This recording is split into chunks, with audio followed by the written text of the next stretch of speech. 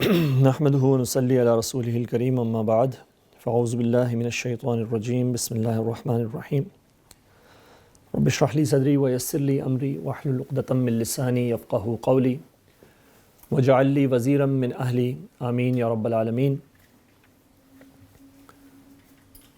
اللہ تعالیٰ کا بے حد شکر ہے، اس کی بے حد کرم نوازی ہے کہ اللہ نے ہمیں رمضان تک پہنچا دیا، اور یہ بھی اللہ کا شکر کرنے کا مقام ہے کہ اللہ تعالیٰ نے ہمیں اپنے دین کی نسبت سے، اپنے نام کی نسبت سے آج یہاں پہ جمع کیا ہے،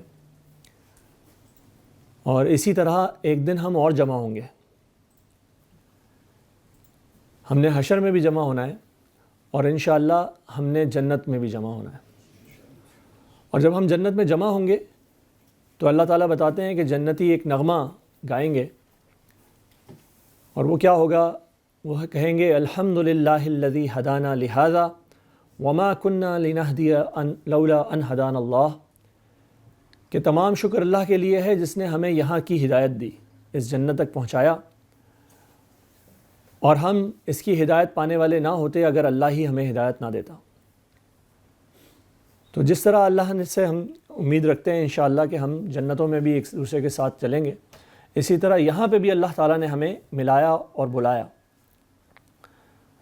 اللہ کو یاد کرنے کی محفلیں جو ہیں یہ اللہ تعالیٰ کی محفلیں ہوتی ہیں، اور اس میں پھر اللہ تعالیٰ اپنے ایسے لوگوں کو مدعو کرتے ہیں، ان کو انوائٹ کرتے ہیں جن کے لیے اللہ تعالیٰ کچھ خیر کا کام چاہتے ہیں۔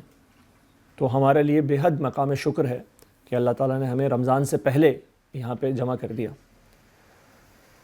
اور یہ جو ہم جمع ہوئے ہیں یہ نبی کریم صلی اللہ علیہ وسلم کی ایک سنت کو فالو کرتے ہوئے ہیں۔ آپ صلی اللہ علیہ وسلم کا معمول تھا کہ جب یہ مہینہ آتا تو اس مہینے کے آنے سے پہلے ہی شعبان کے اندر ہی آپ اس کی تیاری کرتے۔ پہلے تو یہ دعا مانگتے کہ اللہم بارک لنا فی شعبان وبلغنا رمضان، کہ اے اللہ ہمارے شعبان میں برکت دیجئے اور ہمیں رمضان تک پہنچا دیجئے۔ اور اب یہ ایک دن غالباً 2 دن سے ہی رہ گئے ہیں، اللہ تعالیٰ ہمیں بھی رمضان تک پہنچا دے۔ نبی کریم صلی اللہ علیہ وسلم کا لوگوں کو جمع کرنے کا مقصد کیا تھا؟ کیوں جمع کرتے تھے صحابہ کو؟ تو آپ ان کو رمضان کا شوق دلاتے تھے، ان کو بتاتے تھے کہ یہ کتنی عظیم نعمت ہے جو تمہارے پاس آ رہی ہے۔ آپ نے فرمایا یا ایھا الناس قد اظلکم شہر عظیم، اے لوگو تمہارے اوپر آیا چاہتا ہے ایک بہت عظیم مہینہ، شہر مبارک، ایک بہت مبارک بابرکت مہینہ ہے، فیہ لیلۃ خیر من الف شہر، اس میں ایک رات ہے جو 1000 مہینوں سے افضل ہے۔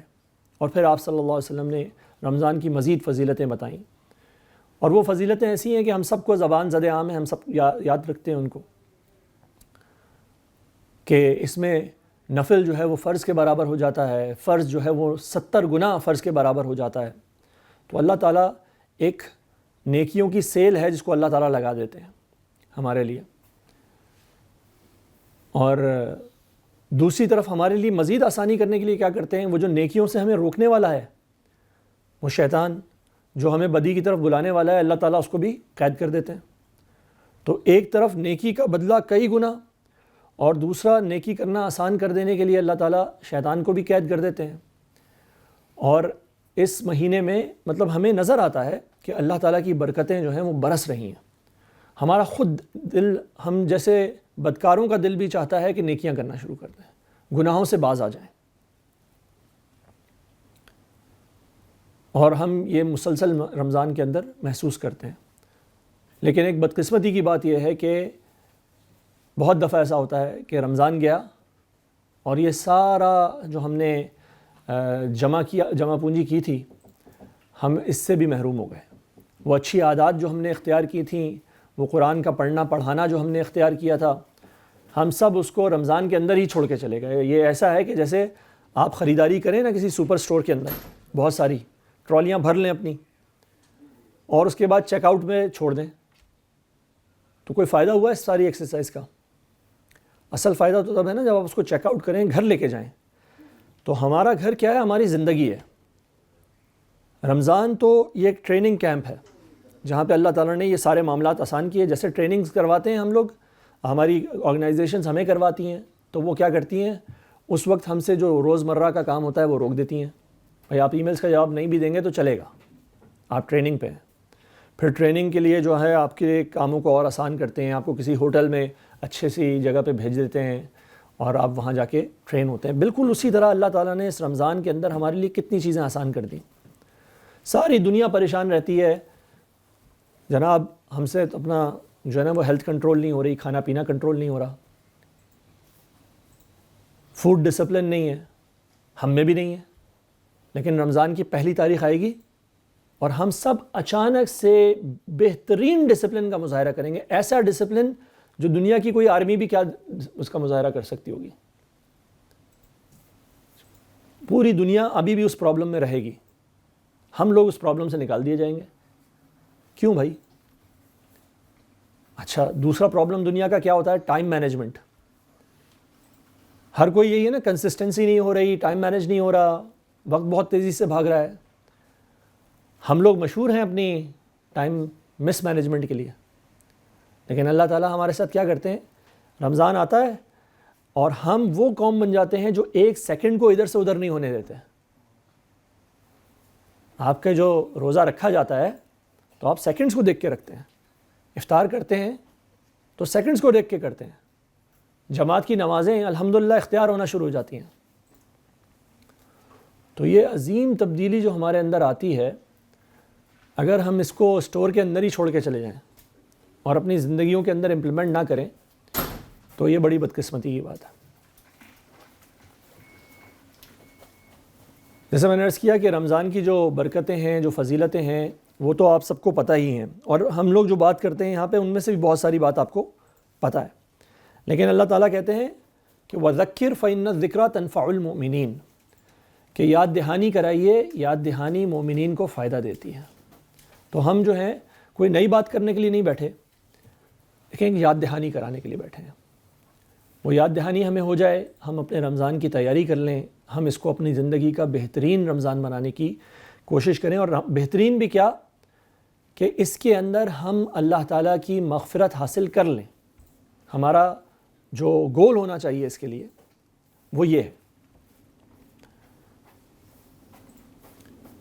نبی کریم صلی اللہ علیہ وسلم اس رمضان کے استقبال کی تیاری کرتے تھے, کراتے تھے, تو ہمیں بھی کرنی ہے اور کرانی ہے. یہ ایک ایسا مہمان ہے, اتنی قدر و منزلت والا مہمان ہے کہ آپ صلی اللہ علیہ وسلم اس کے لیے تیار ہو رہے ہیں, تو پھر ہمارا تو تیار ہونا بنتا ہی ہے. تو دیکھیں یہ جو مہینہ ہے اس کی فضیلت کیا ہے. یہ جو باتیں ہم نے کہہ لیں کہ کس طرح نیکیوں کا وزن زیادہ ہو جاتا ہے, اجر بہت زیادہ ہو جاتا ہے, آسان ہو جاتی ہیں, شیاطین قید کر لیے جاتے ہیں, ہمارے دل جو ہے وہ نرم ہو جاتے ہیں, پیسوں کو خرچ کرنا اللہ کے راستے میں آسان ہو جاتا ہے, وقت کو خرچ کرنا آسان ہو جاتا ہے. تو اس عظیم مہینے میں اللہ تعالیٰ نے اس کے دو پہلو رکھے ہیں اس کی عظمت کے. عظمت کا ایک پہلو وہ ہے جو ہمارے ذہنوں میں بہت آرام سے آتا ہے. جب بھی ہم رمضان کا سوچتے ہیں تو فوراً ہمارے ذہنوں میں روزہ اور اس کی عبادت آتی ہے, اور بہت عظیم عبادت ہے. اللہ تعالیٰ نے فرمایا یا ایھا الذین آمنوا کتب علیکم الصیام کما کتب علی الذین من قبلکم لعلکم تتقون, کہ اے ایمان والو ہم نے تم پر روزہ فرض کیا جیسے تم سے پچھلی اقوام پہ کیا تھا تاکہ تم تقوی حاصل کر لو. تو تقوی کیا ہے؟ اللہ سے ڈرنے کا نام ہے, اور ہم دیکھتے ہیں رمضان میں اللہ کا ڈر کچھ نہ کچھ حد تک ہمیں حاصل ہو ہی جاتا ہے. آپ دیکھیے نا کہ کس طرح ہماری جو تنہائی ہے, ہماری جو خلوت ہے, وہ کیسے محفوظ ہو جاتی ہے.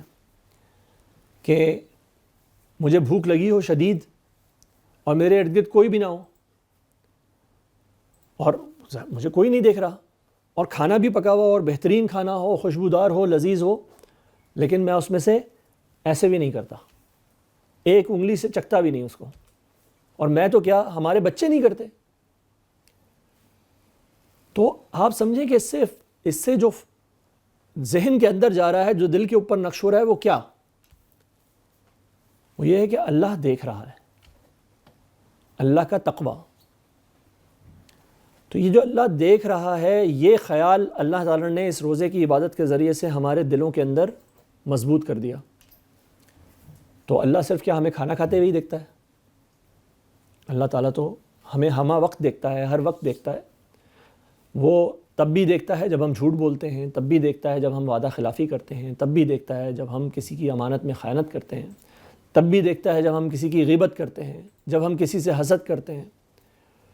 تو اگر اللہ دیکھ رہا ہے، یہ بات میرے دل کے اندر اتر گئی، تو اب کرنے کا کام کیا ہے کہ اس تقوی کو استعمال کر لیجئے، تقوی کو ضائع نہ ہونے دیجئے۔ دیکھیں روزے کے معاملے میں تو تقوی حاصل ہو گیا، جنریٹ تو ہو گیا، اب اس کو استعمال کرنا ہمارا کام ہے کہ ہم اس کو ضائع نہ کر دیں۔ اور جو لوگ اس کو استعمال کر لیں تو نبی کریم صلی اللہ علیہ وسلم نے بتایا کہ جو لوگ اس طرح کا روزہ رکھ لیں، من صام رمضان ایمانا و احتسابا، جو روزہ رکھتا ہے رمضان میں ایمان اور احتساب کے ساتھ، احتساب مطلب اکاؤنٹیبلٹی، اب اس نے صرف روزہ رکھا ہوا نہیں ہے کہ کھانا اور پینا نہیں کرنا، بلکہ وہ اپنا احتساب کر رہا ہے، اپنی اکاؤنٹیبلٹی کر رہا ہے کہ میں کہاں کہاں اور غلط ہوں، کہاں کہاں میں اللہ کے حرام کردہ چیز کو حلال کر کے بیٹھا ہوں۔ یہ اللہ ہی نے دیا ہوا تھا کھانا، جو کبھی میرے لیے حلال بھی تھا، ابھی اللہ نے حرام کر دیا تو میں رک گیا اس سے، تو میں کہاں اور اللہ کے حکم کی خلاف ورزی کر رہا ہوں، کہاں کسی میں نے حرام کو حلال کیا ہوا ہے۔ ایک اور حدیث میں آیا اسی روزے کے حوالے سے کہ یہ روزے کی عبادت اتنی عظیم ہے کہ اللہ کے رسول صلی اللہ علیہ وسلم نے فرمایا کہ الصیام والقرآن یشفعان للعبد، کہ روزہ اور قرآن انسان کی شفاعت کریں گے، سفارش کریں گے۔ اور روزہ کہے گا کہ اے اللہ میں نے اس کو دن میں کھانے پینے سے اور شہوات سے روک کے رکھا، تو آپ اس کے حق میں میری شفاعت کو قبول کیجیے۔ وہ روزہ جو صحیح روزہ رکھا ہوا ہے تو وہ ہمیں چھوڑ نہیں دے گا رمضان کے بعد، وہ قیامت کے دن تک ہمارے ساتھ ہے، اور قیامت کے دن اللہ کے ساتھ وہ یہ مکالمہ کرے گا، اللہ کے سامنے ہماری شفاعت کرے گا کہ اے اللہ اس بندے نے میرا حق ادا کیا، تو آپ اس کے حق میں میری سفارش کو قبول کیجیے۔ تو یہ تو بہت بڑے انعام کی بات ہے، ہمارا ہر روزہ ہمارے پاس سٹور ہو رہا ہے، ہمارے ساتھ چل رہا ہے قیامت کے دن تک۔ اور اس سے بھی بڑھ کے اللہ تعالیٰ نے خود کہا کہ الصوم لی وانا اجزی بہ، کہ روزہ میرے لیے ہے اور میں ہی اس کی جزا دوں گا۔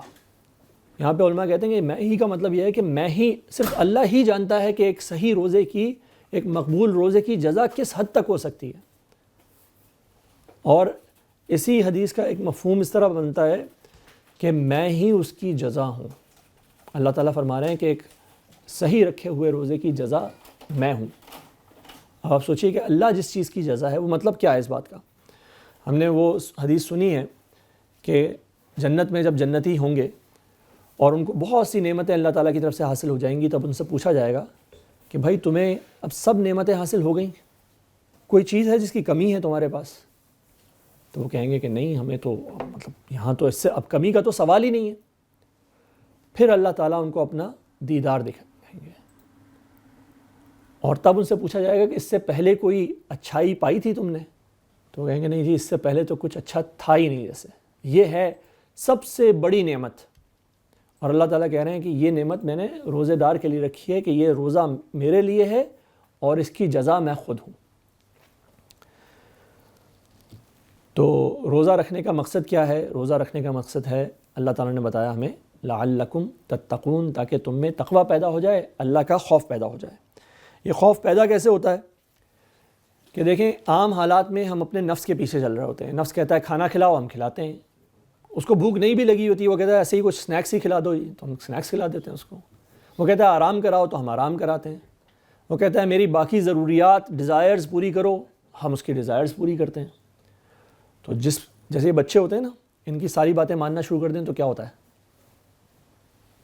ان کو لگتا ہے یہ ہمارا حق ہے، اور پھر جب ایک نہیں مانے تو کیسے بگڑ جاتے ہیں وہ۔ تو بالکل اسی طرح جب ہم نفس کی مانتے چلے جاتے ہیں تو نفس بھی بگڑ جاتا ہے، اس کو لگتا ہے I am the in charge, in charge تو میں ہوں بھائی اس کا۔ اب جب پہلی دفعہ نفس کو انکار کیا جاتا ہے، پورے سال میں یہ ایک ہی وقت آتا ہے نا جب ہم نفس کو انکار کرتے ہیں، ورنہ تو اس بات مان لیتے ہیں اس کی ہم۔ وہ کہتا ہے جی کھانا کھلاؤ، بھوک لگی ہے. ہم کہتے ہیں نہیں کھلانا. وہ کہتا ہے بہت بھوک لگی ہے. نہیں کھلائیں گے بھائی. کیوں نہیں کھلاؤ گے یار؟ ہمارے رب کا حکم ہے. پیاس لگی ہے، نہیں پلائیں گے پانی. وہ کہتا ہے جی آرام کی ضرورت ہے. ہم کہتے ہیں آرام نہیں کرنا، راتوں کو قرآن کے ساتھ جاگنا ہے. تو نفس کی جو کنٹرول تھا اس کو پتہ لگتا ہے I am not the in charge, there is somebody else, there is another boss in the house. کوئی اور ہے ہمارا باس. اور وہ باس کون ہے؟ وہ اللہ سبحانہ و تعالیٰ ہے. اس سے پہلے کیا تھا؟ ہم نے نفس کو باس ہی نہیں بنایا ہوا تھا، بلکہ اللہ کہتا ہے تم نے نفس کو الہ بنایا ہوا تھا. تم نے میرے مقابلے میں اس کو ایک اور خدا بنا کے پیش کیا ہوا تھا. افرأیت من اتخذ الہہ ہواہ، کیا آپ نے دیکھا اس شخص کو جس نے اپنی ہوائے نفس کو اپنا خدا بنایا تھا، بنایا ہوا ہے. اور عام حالات میں ہمارا یہ معاملہ رہتا ہے. رمضان میں اللہ تعالیٰ اس کو تبدیل کر دیتے ہیں اپنی رحمت سے. اس میں ہمارا عمل دخل بڑا کم ہے. جیسے میں نے کہا نا، باقی کی دنیا ابھی بھی لڑ رہی ہے وہ ٹائم مینجمنٹ سے، وہ ڈسپلن سے، سیلف ڈسپلن سے، کنسسٹنسی سے. کنسسٹنسی دیکھیے نا، آپ سے کوئی کام 30 دن کرنے کے لیے کہہ دیا جائے، کر سکتے ہیں؟ 99.9% فیل ہوں گے. لیکن ہمارا 7-8 سال کا بچہ روزے رکھتا ہے، 30 روزے ایک ساتھ. رمضان کے علاوہ رکھ کے دکھائیے. نہیں رکھ سکتے. اللہ کا خاص فضل و کرم ہے کہ اللہ تعالیٰ ہمارے لیے ان سب چیزوں کو آسان کر دیتا ہے. ہماری مجال نہیں ہے، ہماری اوقات نہیں ہے کہ ہم یہ کام کر سکیں.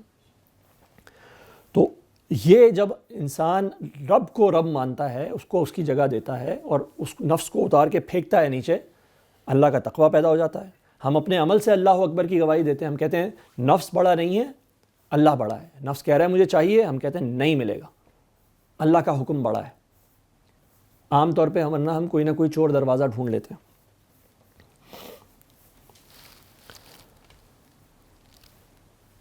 تو یہ روزے کی عبادت جس کو ہم اچھے سے جانتے ہیں، اس کو بھی بہرحال کرنا بہت بہترین عمل پر ہے. کیونکہ صرف بھوک اور پیاس کا نام روزہ نہیں ہے.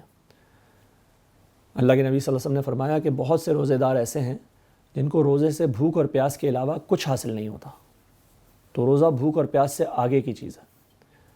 وہ اپنے نفس کو اس کا مقام دکھانے کی جگہ ہے، اور اللہ سبحانہ و تعالیٰ کو اپنا حاکم، اپنا رب، اپنا الہ ماننے کا مقام ہے. لیکن یہ روزہ بذات خود کیا ہے؟ مطلب ہم روزہ رکھ رہے ہیں، اللہ تعالیٰ کہتے ہیں ایک تو لعلکم تتقون، تاکہ تم تقوی اختیار کر لو. لیکن اللہ تعالیٰ نے یہاں جہاں پہ روزے کا بیان کیا ہے، اس کے آگے ہی ایک اور بات بھی کہی. اللہ تعالیٰ کہتے ہیں اگر بیمار ہو تو بعد میں رکھ لینا، لیکن کیا کرنا؟ نمبر پورا کر لینا. وَلِتُكْمِلُوا الْعِدَّةَ، نمبر پورا کرنا، تاکہ وَلِتُكَبِّرُوا اللَّهَ، تاکہ تم اللہ کی تکبیر بیان کر سکو، اپنے عمل سے اللہ کا اللہ اکبر کہہ سکو. وَلِتُكَبِّرُوا اللَّهَ عَلَى مَا هَدَاكُمْ، اس پہ جس کی تمہیں ہدایت دی ہے. وَلَعَلَّكُمْ تَشْكُرُونَ، اور تاکہ تم شکر ادا کر سکو. ہم تو سمجھ رہے تھے روزہ رکھا ہے تو اب ہمیں کچھ ملے گا نا. اللہ تعالیٰ کہتے ہیں روزہ رکھو، اس کا نمبر پورا کرو تاکہ تم شکر ادا کر سکو. کس چیز کا شکر؟ اللہ کہہ رہے ہیں روزہ کسی بات کا شکر ہے. کس چیز کا شکر ہے؟ تو یہی مقام جو جہاں قرآن کا ہے، سورہ بقرہ کا، اللہ تعالیٰ کہتے ہیں یہ کس چیز کا شکر ہے؟ شہر رمضان الذی انزل فیہ القرآن، یہ رمضان کا مہینہ وہ ہے جس کے اندر ہم نے قرآن نازل فرمایا. پھر فرمایا یا ایھا الذین آمنوا کتب علیکم الصیام، اب تمہارے اوپر روزے فرض کر دیے گئے ہیں. لعلکم تتقون، تاکہ تم تقوی حاصل کر سکو. لعلکم تشکرون، تاکہ تم شکر ادا کر سکو اس ہدایت کا، اس بہت عظیم اللہ تعالیٰ کی طرف سے تحفے کا جو اللہ نے تمہیں عنایت فرمایا ہے. تحفہ کیسا ہے؟ تحفہ ایسا ہے کہ انہ لقرآن کریم، یہ قرآن تو بہت کریم، بہت اکرام، بہت عزت والی کتاب ہے. فی کتاب مکنون، یہ چھپی ہوئی کتاب میں تھی، اس میں لا یمسہ الا المطہرون، اس کو چھوتے نہیں مگر بہت ہی پاکیزہ. تو اصل میں اس کا مقام کیا تھا کہ اس کو چھوتے تھے صرف اور صرف بہت ہی پاکیزہ فرشتے.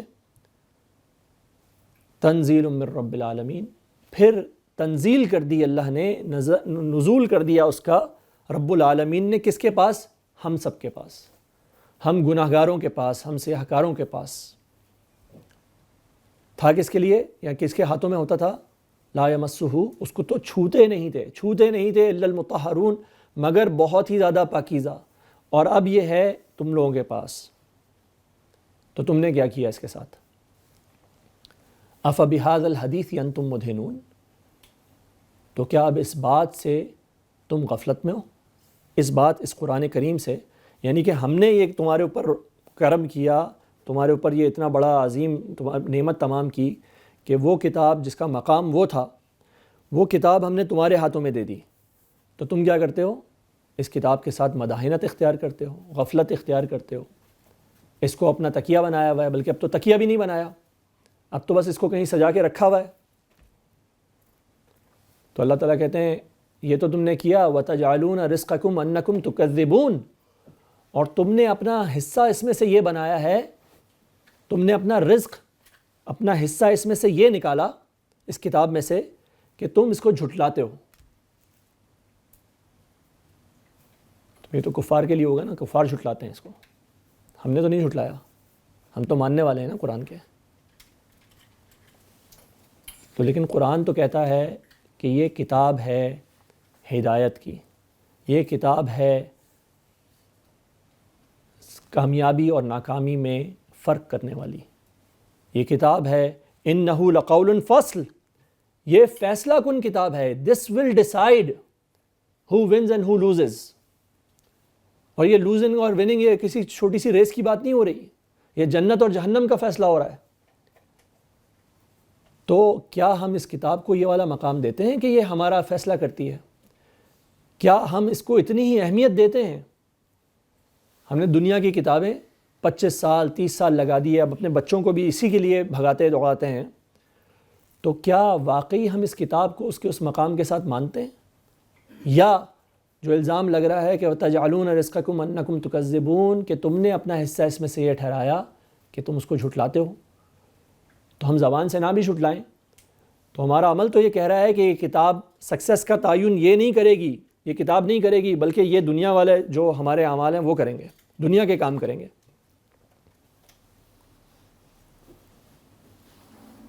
تو اللہ تعالیٰ نے یہ کتاب ہمارے اوپر نازل کی، اس کا انعام، اس انعام کا شکر اللہ سبحانہ و تعالیٰ نے ہمیں اس کے لیے ایک اتنی عظیم عبادت دے دی، روزہ، جس میں کیا ہوتا ہے؟ جس میں ہم تقویٰ جنریٹ کرتے ہیں۔ اچھا تقویٰ کس لیے؟ تاکہ اس کتاب کے پاس آ جاؤ، الف لام میم ذالک الکتاب لا ریب فیہ ھدی للمتقین، یہ کتاب جس میں کوئی شک نہیں ہے یہ ہدایت دے گی متقین کو، تقوی والوں کو۔ تو تم کیا کرو، اس رمضان جو اس کا مہینہ ہے، کتاب کا مہینہ، قرآن کا مہینہ رمضان، اس میں روزے رکھو، روزے سے تقویٰ بناؤ، تقوی کے ساتھ اس کتاب کے ساتھ کھڑے ہو جاؤ۔ پھر اللہ تعالیٰ نے ہمیں یہ پورا قیام اللیل کا، تراویح کا طریقہ کار دے دیا، تو ہم اس کتاب کے ساتھ جڑ جائیں تاکہ وہ جو تقویٰ ملا ہوا ہے وہ تقویٰ استعمال ہونا شروع ہو جائے، وہ کتاب سے ہدایت لینے میں تقویٰ استعمال ہونا شروع ہو جائے، ورنہ ہم ایک بہت ہی قیمتی چیز جنریٹ کر کے اس کو ایسے ہی چھوڑ دیتے ہیں۔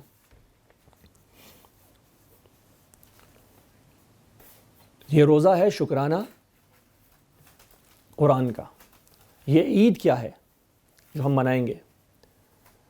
اللہ تعالیٰ کہتے ہیں قُلْ بِفَضْلِ اللَّهِ وَبِرَحْمَتِهِ، یہ کہہ دیجئے ان کو کہ یہ اللہ کا فضل ہے اور اس کی رحمت ہے، فَبِذَلِكَ فَلْيَفْرَحُوا، تو ان کو چاہیے کہ اس کی وجہ سے یہ خوشی منائیں۔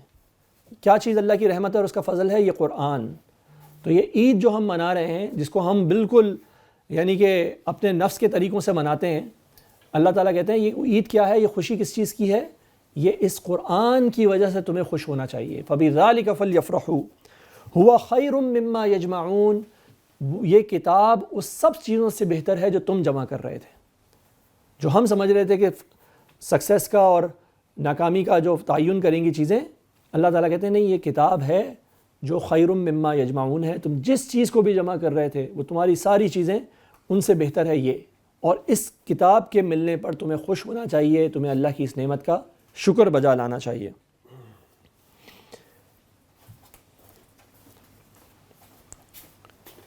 تو بات یہ ہے کہ یہ رمضان جو ہے یہ مہینہ ہے قرآن کا، اور یہ بات اگرچہ ہماری نظروں سے مکمل طور پہ اوجھل نہیں ہے، ہم سب سمجھتے ہیں اس بات کو، لیکن ہم اس کو رمضان کے وجہ وجود کے طور پہ نہیں لے رہے۔ ہم یہ نہیں سمجھ رہے کہ رمضان کا مقصد یہ ہے کہ ہم اس کتاب دس از اے سیلیبریشن۔ دیکھیں، ہمیں رمضان میں سیلیبریشن کی ایک فیلنگ نظر آتی ہے، ایک فیسٹو موڈ نظر آتا ہے ہر جگہ۔ آپ فجر کی نماز کے لیے جا رہے ہیں، آپ کو لگتا ہے جیسے کوئی عید کا سماں ہے، عشاء کے لیے، قیام اللیل کے لیے، ہر جگہ ایک خوبصورتی، ایک نور ہمیں محسوس ہو رہا ہوتا ہے۔ تو یہ فیسٹیول، اچھا ہم نے کیا سمجھ لیا؟ ہم نے کہا جی کھانے پینے کا فیسٹیول ہے، ٹھیک ہے جی، کیا ہو رہا ہے؟ افطار پارٹیز ہو رہی ہیں، سحور پلانز ہو رہے ہیں۔ تو نہیں، یہ فیسٹیول کس کا تھا؟ یہ فیسٹیول قرآن کا فیسٹیول تھا، یہ قرآن کا جشن ہے جو ہم نے منانا ہے۔ تو قرآن کا جشن قرآن کے ساتھ منایا جائے گا۔ تو یہ قرآن جو ہے، جو میں نے آپ کے سامنے دو حدیث بیان کی، دونوں میں قرآن کا حصہ ہے۔ من صام رمضان ایمانا و احتسابا غفر له ما تقدم من ذنبی، جس نے روزہ رکھا رمضان میں ایمان اور احتساب کے ساتھ تو اس کے پچھلے تمام گناہ معاف کر دیے گئے۔ اور حدیث کا دوسرا حصہ ہے من قام رمضان ایمانا و احتسابا غفر له ما تقدم من ذنبی، جس نے قیام کیا، جو نمازوں میں کھڑا ہو کے جس نے قرآن سنا ایمان اور احتساب کے ساتھ، تو غفر له ما تقدم من ذنبی، اس کے تمام گناہوں کو معاف فرما دیا گیا۔ اور اسی طرح وہ جو شفاعت والی حدیث ہے کہ روزہ جو ہے وہ شفاعت کرے گا، تو اس میں یہ ہے کہ قرآن کہے گا کہ اے اللہ، میں نے اس کو راتوں کو سونے سے روکا، تو آپ اس کے حق میں میری شفاعت کو قبول کیجئے۔ تو جب ایسا ہوا ہوگا کہ روزے نے ہمیں دن میں ان ساری خواہشات سے روکا ہوگا اور قرآن نے ہمیں رات کو سونے سے روکا ہوگا، تو اللہ تعالیٰ کہتے ہیں کہ ان دونوں کی شفاعت کو میں قبول کر لوں گا۔ اللہ تعالیٰ ہمارے لیے بھی ان کی شفاعت کو، پہلے ہمیں ان کی شفاعت کا حقدار بنائے اور پھر ہمارے حق میں ان کو قبول کر لیں۔ اب سوال یہ ہے کہ عام طور پہ جیسے ہماری روٹینز ہوتی ہیں، ان کے اندر تراویح ختم ہو جاتی ہے، آج کل 8:30 بجے ختم ہو جائے گی زیادہ سے زیادہ بھی، تو قرآن ہمیں سونے سے روکے گا نہیں اس معاملے میں۔ تو قرآن کی اگر اس شفاعت کا ہمیں حقدار بننا ہے اور قرآن کے حقوق ادا کرنے ہیں، واقعی قرآن کا جشن منانا ہے، تو قرآن کے ساتھ ہمیں کچھ مزید وقت بھی لگانا ہوگا، اور وہاں انشاءاللہ ہم یہاں پہ لگائیں گے بھی۔ آپ سب لوگوں کو واقف ہیں اس بات سے کہ الحمدللہ اللہ تعالیٰ نے یہ بہت بڑا انعام ہم سب پہ کیا، یہاں پہ جو آرگنائزرز ہیں ان کے اوپر بھی، اور آپ سب لوگ جو آتے ہیں ان کے اوپر بھی، کہ اللہ تعالیٰ نے ہمیں اس سلسلے سے جوڑا کہ رمضان کے اندر ہم قرآن کو پورا ترجمے سے پڑھتے ہیں، اس کو سمجھنے کی کوشش کرتے ہیں، اور جس کا نتیجہ ہم نے یہ دیکھا کہ کتنی ہی زندگیاں تبدیل ہو گئیں مکمل طور پر۔ تو اس رمضان بھی انشاءاللہ ہمارا یہ طریقہ کار بھی رہے گا، تو آپ سب جو ہیں وہ خود بھی شرکت کیجئے، اپنے دوستوں کو بھی بلائیے، جو لوگ دور ہیں وہ آن لائن شرکت کریں، خواتین خاص طور پہ آن لائن شرکت کریں، مرد حضرات یہاں پر آئیں، اور انشاءاللہ قرآن کے ساتھ ہم جو ہے وہ اپنی راتوں کو منور کریں گے۔ اچھا، ایک مسئلہ یہ ہے کہ دیکھیں، جو چیز جس کی حرمت جتنی زیادہ ہوتی ہے تو اس کی حرمت کی پامالی، اس کی حرمت کو توڑنے کا گناہ بھی اتنا زیادہ ہوتا ہے۔ جھوٹ بولنا ہر حال میں گناہ ہے، لیکن ایک شخص مسجد میں بیٹھ کے جھوٹ بولے گا تو زیادہ برا ہے۔ اسی طرح وہ مسجد الحرام میں بیٹھ کے جھوٹ بولے گا تو، کیونکہ اس کی حرمت اور زیادہ ہے۔ تو اسی طرح رمضان کا معاملہ بھی ہے کہ یہ بہت بڑا انعام ہے اللہ تعالیٰ کا، لیکن پھر اس کی بے قدری کرنا بھی بہت بڑے عذاب کو دعوت دیتا ہے۔ نبی کریم صلی اللہ علیہ وسلم اپنے ممبر پہ تشریف لے جا رہے تھے، آپ نے فرمایا آمین، پھر فرمایا آمین، پھر فرمایا آمین۔ صحابہ نے عرض کی کہ اے اللہ کے رسول، ایسا معاملہ ہم نے آپ سے کبھی دیکھا نہ تھا، یہ ہم نے تو کچھ نہیں سنا، آپ نے کس بات پر آمین کہا؟ تو آپ نے فرمایا کہ جبریل امین ابھی میرے پاس آئے تھے اور انہوں نے کہا کہ ہلاک ہو جائے وہ شخص جو رمضان کو پائے اور اس میں اپنی مغفرت نہ کروا لے۔ تو یہ ہے نا، من صام رمضان ومن قام رمضان ایمانا واحتسابا غفر له ما تقدم من ذنبی، کہ ہم نے اپنے پچھلے پورے گناہ معاف کروا لیے۔ تو یہ کوئی چوائس نہیں ہے ہمارے پاس، ہم یہ سمجھیں کہ جی آپشنل ہے، کروا لیے تو بہت اچھی بات ہے، نہیں بھی کروا لیے تو چلیں پھر کبھی۔ تو ایسا نہیں ہے، it is not a choice. یہ بلیک اینڈ وائٹ ہے, بائنری ہے, یا تو 0 ہے یا 1 ہے, یا بلیک ہے یا وائٹ ہے. کیوں؟ کیونکہ یا تو وہ معاملہ ہے کہ ہم اپنے تمام گناہ معاف کروا لیں گے اللہ تعالیٰ سے, یا پھر دوسرا معاملہ یہ ہے کہ ہم اللہ نہ کرے رسول صلی اللہ علیہ وسلم کی اس بد دعا کے مصداق بن جائیں گے کہ وہ شخص تباہ ہو جائے. تباہ ہو جانے کا مطلب کیا ہے؟ وہ یہ تھوڑی کہہ رہے ہیں کہ اس کا مال اموال جو ہے وہ برباد ہو جائے. تو تباہی ہمیشہ وہ تو ذالک هو الخسران المبین, وہ تو اصل خسارہ ہے. تو رمضان ہم نے یہ ہمارے پاس آ گیا اللہ تعالیٰ کا مہمان, اللہ تعالیٰ کی طرف سے دی ہوئی بہت بڑی اپرچونٹی. تو ہمارے پاس اب یہ چوائس ختم ہو گئی ہے کہ ہم اس کو جیسے چاہیں گزاریں. ہم یا تو اس رمضان سے نکلیں گے جنتی ہو کر, یا اللہ نہ کرے ہم دوسری طرف جائیں.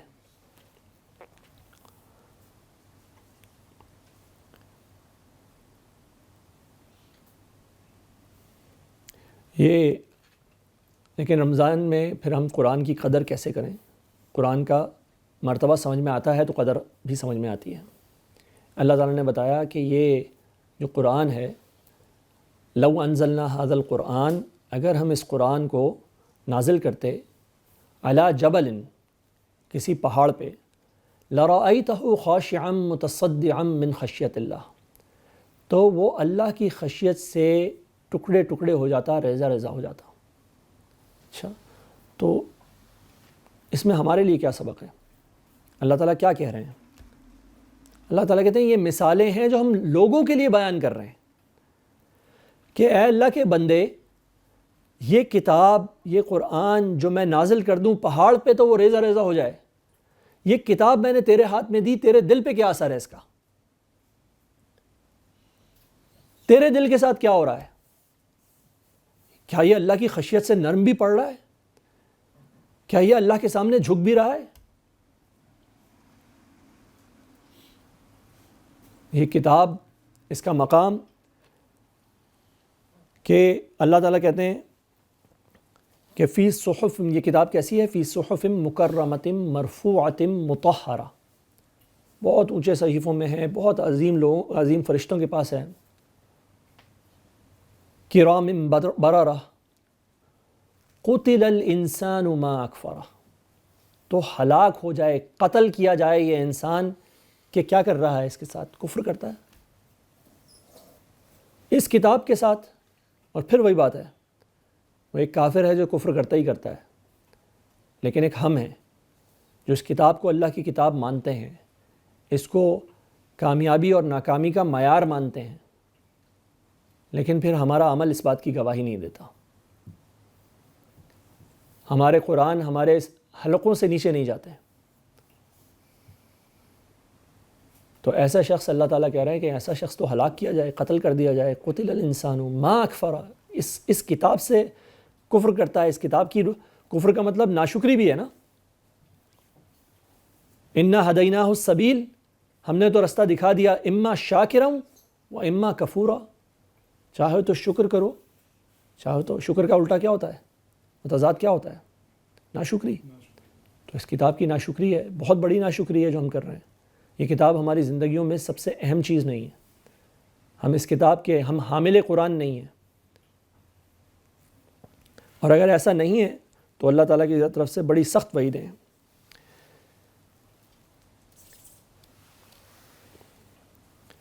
تو ہم نے صرف اس کتاب کو ماننا نہیں ہے, ہم نے اس کتاب کو اپنانا ہے.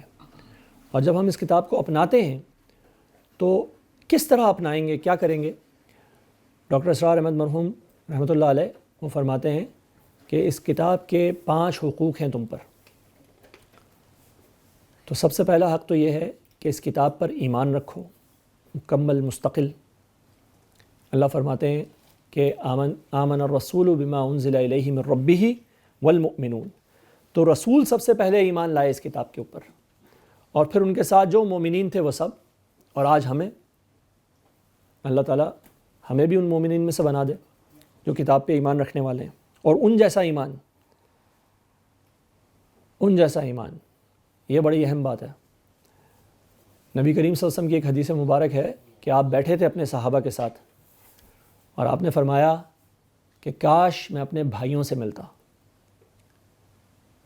صحابہ نے فرمایا اے اللہ کے رسول، ہم آپ کے بھائی ہیں؟ آپ نے فرمایا نہیں، تم میرے اصحاب ہو، تو کاش میں اپنے بھائیوں سے ملتا۔ میرے بھائی وہ ہیں جو تمہارے بعد آئیں گے، جو اس کتاب کو دو گتوں کے درمیان پائیں گے، جیسے آج آپ اور میں پاتے ہیں، اور اس پر پھر اس طرح ایمان لائیں گے جیسے تم ایمان لاتے ہو۔ وہ میرے بھائی ہیں، تو کاش میں اپنے بھائیوں سے ملتا۔ رسول اللہ صلی اللہ علیہ وسلم میرے اور آپ کے لیے دعا کر رہے ہیں، میرے اور آپ کے لیے، اور ہم سے ملنا چاہتے ہیں۔ کب؟ جب ہم کتاب پر اس طرح ایمان لے آئیں جیسے کتاب پر ایمان لانے کا حق ہے۔ آمن الرسول بما انزل الیہ من ربہ والمؤمنون۔ تو ہم لوگ اس کتاب پر ایمان لائیں گے کیسے؟ پتہ تو ہو کتاب میں کیا لکھا ہے، سمجھ میں تو آئے، اس پہ تدبر تو کیا ہوا ہو، سوچا سمجھا تو ہو، کنٹمپلیشن تو ہو اس پہ۔ تو اس کے لیے پہلی چیز کیا ضروری ہے؟ پہلی چیز ضروری ہے کہ اس کتاب کو پڑھیں، اس کو حرز جاں بنائیں، اپنی جان کے ساتھ ملا کے رکھیں۔ اللہ تعالیٰ فرماتے ہیں کہ الذین آتیناہم الکتاب یتلونہ حق تلاوتہ، وہ لوگ جنہیں ہم نے کتاب عطا کی ہے وہ اس کی تلاوت کرتے ہیں جیسا کہ اس کی تلاوت کا حق ہے۔ یتلونہ حق تلاوتہ، تو حقوق ہو گئے نا آپ کے قرآن کے اوپر، قرآن کے آپ کے اوپر کچھ حقوق ہو گئے۔ تو اس میں کیا ہے؟ ایمان رکھنا، پھر اس کو پڑھنا بھی کیسے ہے؟ ہم ڈھونڈتے ہیں یہ تراویح کون سی ہو، وہ والی ہو جس میں تیزی سے جلدی ختم ہو جائے، اتنے منٹ میں ختم ہو جاتی ہے جی ہماری تراویح، تو اور یہاں تو ہوتی بھی صرف 8 ہیں۔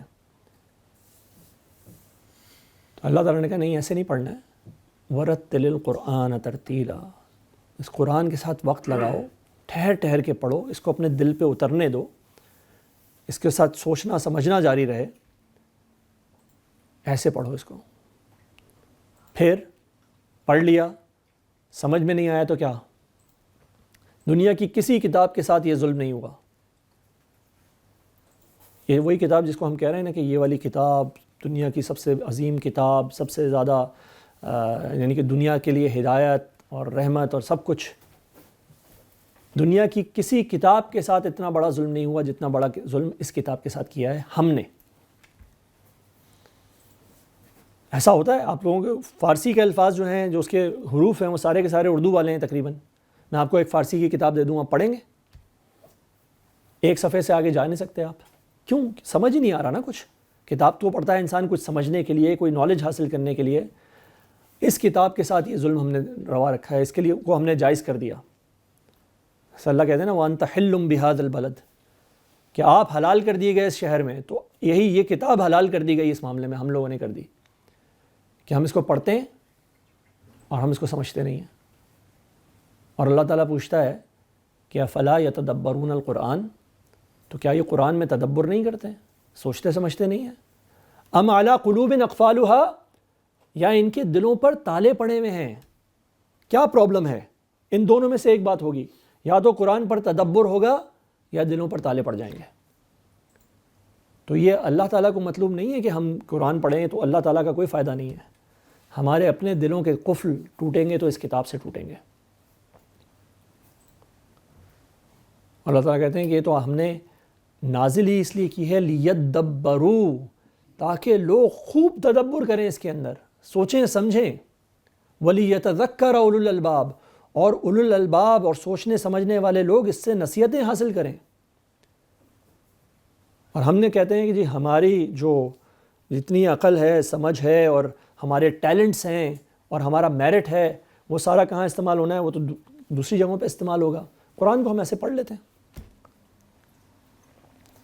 تو یہ قرآن کیا ہمارا امام ہے؟ کیا ہمارا نور ہے؟ کیا ہمارے لیے ہدایت ہے، یا جسٹ اندر بک ہے؟ تو ہم قرآن کا حق ادا نہیں کریں گے، اور اللہ تعالیٰ نے کہتا ہے کہ جس کو میں نے کتاب دی تو وہ تو کرتے ہیں اس کا حق ادا، اور جو نہیں کرتے ان کے بارے میں اللہ تعالیٰ نے کہا وہ تو کافر ہیں، انکار کرنے والے ہیں۔ تو اللہ نہ کرے کہ ہم ان میں سے ہوں۔ جب ہم نے کسی بات کو سمجھ لیا تو لازم ہے کہ ہم اس پر عمل بھی کریں گے۔ تو قرآن کا جو حق ہے وہ یہ ہے کہ ہم اس پر عمل کریں۔ اللہ تعالیٰ فرماتے ہیں کہ جو عمل نہیں کرتے ان کی مثال اللہ تعالیٰ نے ہمیں دی، تو فرمایا مثل الذین حملوا التوراۃ ثم لم يحملوها كمثل الحمار يحمل اسفارا۔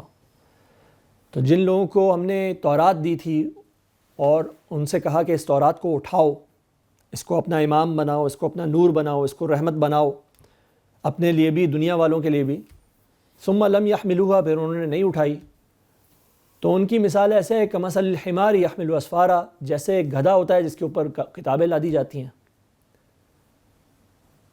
تو اگر ان کی مثال یہ ہے تو ہماری مثال مختلف ہوگی کیا؟ اللہ تعالیٰ کیا دوسروں ہر ایک سے مختلف معاملہ کرے گا؟ اللہ کہتا ہے وَلَن تَجِدَ لِسُنَّتِ اللَّهِ تَبْدِيلًا، تم اللہ کی سنت کو تبدیل ہوتے ہوئے نہیں پاؤ گے۔ تو اگر وہ گدھے تھے تو تم بھی انسان نہیں رہو گے۔ اگر کتاب کو نہیں تھاما، نہیں اٹھایا، نہیں اس کو اپنا امام بنایا، نہیں اس کو دنیا کا امام بنایا، تو اس کتاب کا پڑھنا، اس کا سمجھنا، اس پہ تدبر کرنا، اس پہ ایمان رکھنا اور اس پہ عمل کرنا ہمارے لیے کوئی چوائس کی بات نہیں ہے۔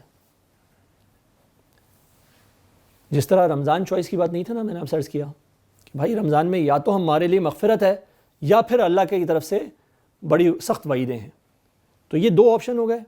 اسی طرح قرآن کے پاس بھی دو آپشنز ہیں۔ آپ یہ مت سمجھیے کہ جی بہت سارے ہم تھوڑا سا یہ کر لیں گے، تھوڑا سا وہ کر لیں گے، نہیں ہے۔ بلیک اینڈ وائٹ دو آپشنز، القرآن حجت لک او علیک، یا تو قرآن آپ کے حق میں دلیل بنے گا، آپ کا وکیل بنے گا، آپ کی وہ جو ابھی ہم نے پڑھا نا شفاعت کرے گا، تو یا تو وہ کرے گا شفاعت آپ کے حق میں، یا پھر وہ کھڑا ہوگا مقدمہ لے کے کہ اے اللہ اس نے مجھے ضائع کیا، اے اللہ اس کو برباد کر جیسے اس نے مجھے برباد کیا۔ القرآن حجت لک و علیک۔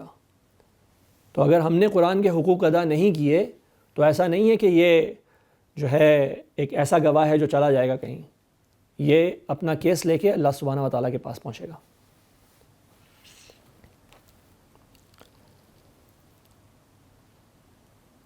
اور اللہ تعالیٰ کہتے ہیں کہ جیسا ہم لوگ کرتے ہیں نا کہ کچھ حصے پہ قرآن کے کچھ حصہ پڑھ بھی لیا، سمجھ بھی لیا اور شاید اس پہ تھوڑا سا عمل بھی کر لیا، کوئی آسان لگ رہا تھا، ٹھیک ہے۔ روزے تو ہم سارے رکھتے ہیں، جو عام دنوں میں نمازیں نہیں بھی پڑھتے وہ بھی روزے رکھتے ہیں ماشاءاللہ، تو اللہ ان کو اور بھی مزید توفیق دے اور ہمیں بھی توفیق دے۔ لیکن اللہ تعالیٰ کہتے ہیں یہ آدھا پونا بھی میں قبول نہیں کروں گا۔ افتؤمنون ببعض الکتاب وتکفرون ببعض، کیا تم کتاب کے کچھ حصے پہ ایمان لاتے ہو، کچھ کا کفر کرتے ہو؟ تو ایسے لوگوں کے لیے تو سخت ترین سزا دنیا کے اندر بھی اور آخرت کے اندر بھی۔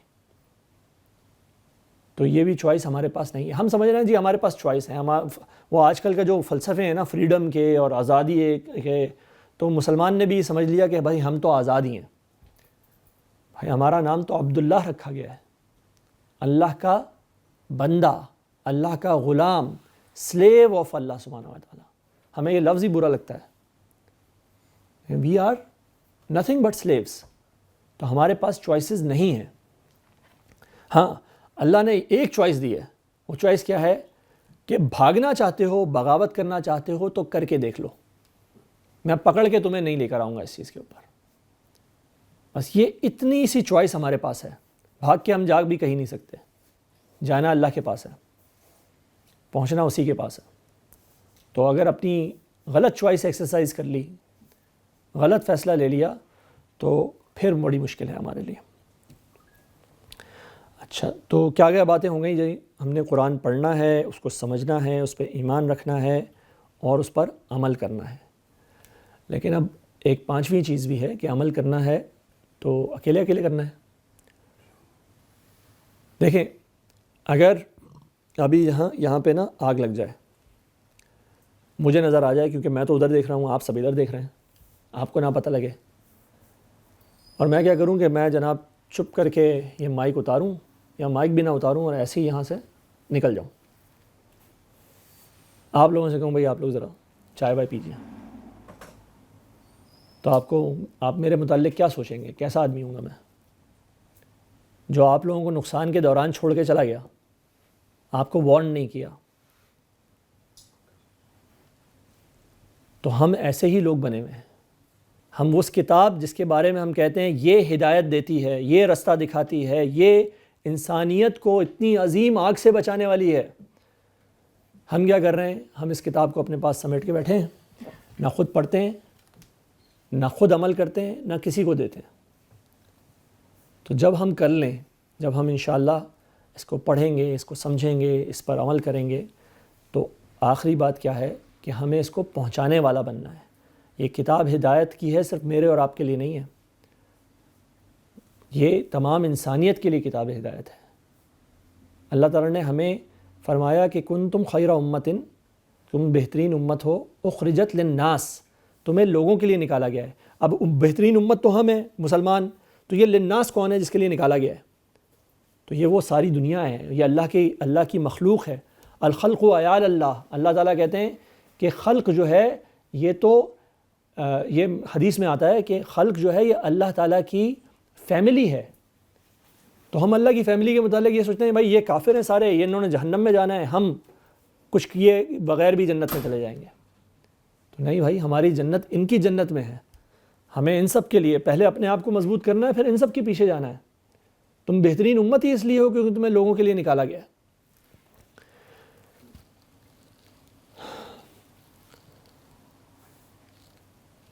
تو اللہ تعالیٰ ہمیں رمضان کی, قرآن کی, اس ہدایت کی جو قدر ہے اس کو پہچاننے کی اور اس پر عمل کرنے کی توفیق عطا فرمائے. دیکھیں, اللہ تعالیٰ نے قرآن ہمارے لیے نازل کر دیا تھا, تو وہ مطہرون کے پاس, لیکن اللہ تعالیٰ نے ہمارے ہاتھوں میں دے دیا. پھر اللہ تعالیٰ نے اس قرآن کو ہمارے لیے آسان بھی کر دیا. اللہ فرماتے ہیں وَلَقَدْ يَسَّرْنَا الْقُرْآنَ لِلذِّكْرِ فَهَلْ مِن مُدَّكِرٍ, ہم نے قرآن کو سمجھنے کے لیے آسان کر دیا, تو کوئی سوچنے میں سمجھنے والا ہے؟ کوئی یہ کرے گا بھی یا نہیں؟ تو آسان بھی کر دیا, وہ شیطان کو بھی قید کر دیا, ہمارے لیے نیکیاں کرنا بھی آسان کر دیا, ہمیں اس کا اجر بھی بڑھا چڑھا کے 70 گنا تک لے کے چلے گئے, اور 70 گنا بھی ایسے ہی کہا جاتا ہے, ورنہ اللہ تعالیٰ کہتے ہیں 700 گنا یا پھر اس سے بھی زیادہ میں دوں گا. میری جو تمہارے رب کی عطا ہے وہ کوئی گنی چنی عطا نہیں ہے, یہ تو ہمارا اور آپ کی گنتی ہے, اللہ تعالیٰ کے پاس یہ والی گنتی نہیں ہے.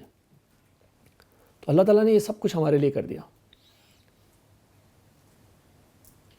لیکن پھر بھی اگر ہم قرآن سے دور رہے, اللہ تعالیٰ سے دور رہے, تو وہ نبی کریم صلی اللہ علیہ وسلم جو ہمارے لیے دعائیں مانگتے تھے, امتی امتی جن کی پکار ہوا کرتی تھی, جو چاہتے تھے کہ وہ ہم سے ملیں, وہ ہمارے بارے میں کہہ رہے تھے کہ کاش میں اپنے بھائیوں سے ملتا, وہ رسول صلی اللہ علیہ وسلم, قرآن بھی اور وہ رسول ہمارے خلاف مقدمہ لے کے کھڑے ہو جائیں گے, اور وہ فرمائیں گے, اللہ تعالیٰ کہتا ہے وقال الرسول, اور رسول نے کہا, یعنی کہ یہ پاسٹ ٹینس میں بات ہو رہی ہے, یہ رسول نے کہا. کیوں پاسٹ ٹینس میں ہو رہی ہے؟ کہ یہ یقینی بات ہے, یہ ایسی بات ہے جیسے ہو چکی ہے. وقال الرسول یا رب, رسول نے کہا ہے میرے رب, ان قومی, یہ میری قوم ہے, قومی کتابی, میری کتاب, میری قوم, اسمی میرا نام, ان قومی یہ میری قوم ہے, اتخذوا ھذا القرآن مہجورا, اس نے قرآن کے ساتھ کیا معاملہ کیا کہ اس سے ہجران اختیار کر لیا, اس سے دور ہو گئی. تو نبی کریم صلی اللہ علیہ وسلم جس کے خلاف مقدمہ لے کے کھڑے ہو جائیں, وہ شخص کہاں جائے گا؟ کدھر جائیں گے ہم اگر ہم اس مقدمے میں نامزد ہو گئے؟ اللہ تعالیٰ نے ہمیں یہ موقع دے دیا ہے, رمضان تک پہنچا دیا ہے, ہمارے اوپر سے مشکلات ہٹا لیں, ہمارے نفس کی جو جکڑ بندیاں تھیں ان سے ہمیں آزاد کر دیا, شیطان سے آزاد کر دیا, قرآن کو ہمارے لیے آسان کر دیا, اجر میں اضافہ پہ اضافہ کر دیا. اگر اب بھی ہم قرآن کی طرف نہیں آتے، اگر اب بھی ہم قرآن کی طرف بلانے والوں میں سے نہیں بنتے، تو اللہ تعالیٰ کا پھر ہم سے ایک سوال ہے۔ اللہ تعالیٰ ہم سے پوچھتے ہیں کہ الم یأنی للذین آمنوا، کیا ایمان والوں کے لیے ابھی تک وہ وقت نہیں آیا؟ ایمان والے کون ہیں؟ ہم ہیں نا ایمان کے دعوے دار، میں اور آپ۔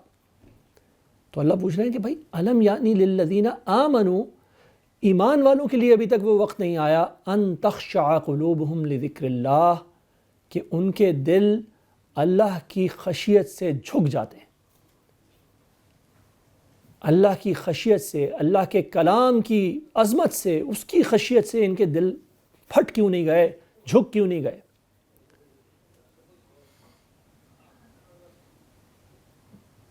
تو اللہ سے دعا ہے کہ اللہ تعالیٰ رمضان کے اندر قرآن کو ہمارے دلوں میں اتار دے، ہمیں اس عمل کی توفیق عطا فرمائے کہ ہم قرآن کے ساتھ اپنے آپ کو جوڑ لیں، اور ایسا جوڑیں کہ انشاءاللہ یہ ہماری زندگیوں کو تبدیل کرے، یہ صرف ہمارا رمضان نہ تبدیل کرے بلکہ ہم زندگی بھر کے لیے اپنے نفس کی غلامی سے نکل کر اللہ کی غلامی میں داخل ہو جائیں۔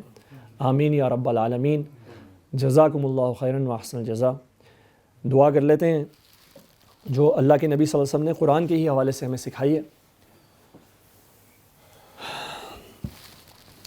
اللہم ارحمنا بالقرآن العظیم، اللہم ارحمنا بالقرآن العظیم، اللہم ارحمنا بالقرآن العظیم واجعلہ لنا اماما ونورا وہدی ورحمہ، اللہم ذکرنا منہ ما نسینا وعلمنا منہ ما جہلنا وارزقنا تلاوتہ آناء اللیل واطراف النہار واجعلہ لنا حجتا یا رب العالمین۔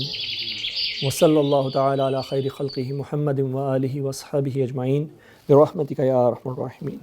جزاکم اللہ خیر۔ سبحان اللہ والحمد للہ